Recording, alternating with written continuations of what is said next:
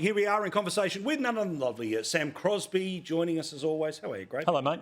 And his Monday mate, who's the carryover champ? None other than, of course, Senator Matt Canavan. Because he always tells the right stuff, the good stuff. This is bullshit. Yeah, we saw Nicholas Rees off. He's gone. Where's he gone? He couldn't cop it anymore. I think he might be about to become the Lord Mayor of Melbourne. But anyway, now let's talk here. That's right. Where Senator, so Ukraine have asked for 6 months for coal. Australia won't even respond to the request yet. The Deputy Prime Minister's out there today saying, oh, well, you know, we're giving Ukraine everything that they need. Is this philosophical, or is there some sort of strange logistical reason that the government can't tell private companies what they're going to do, or they don't want to pay for it? Why is Ukraine not getting what they're asking for? Well, the only explanation is it's ideological, and the government doesn't want to be seen, I suppose, to be doing anything with coal, even when it could make a huge difference to someone we have supported, tried to support, facing overreaching Russian aggression. I mean, I don't understand this at all. This request is now 6 months old. It was made before Christmas. There was no reason why the Albanese government shouldn't have been able to act so quickly as the Morrison government did. Ukraine made a similar request early on in the war, and a shipment was arranged, I think, through Whitehaven Coal within months. So this can be done. I'm sure Australian coal companies would cooperate and help where they can to support Ukraine, to support the Australian government's objectives.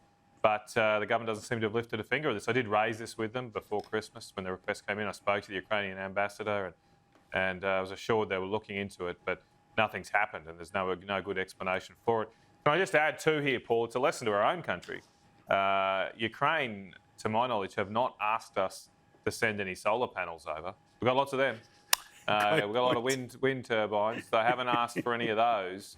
They need coal to secure themselves for their military objectives. And, you know, look, we're very lucky in this country. We don't face the kind of threats Ukraine do, but we obviously see the tension rising in our region, and it just goes to show how important it is to secure our own natural resources and stop with these green fantasies. Yeah, I mean, going off what Matt just said, Australia's already done it before, Sam, so it's not like some new supply chain needs to be invented. And when Matt says the only reason could be ideological, let me proffer another one. And, you know, bear in mind, I don't know, but the other reason could well be economic, right? So it's not as though Australia, you know, the Australian government runs coal mines. We don't own shipping lines. We don't, you know...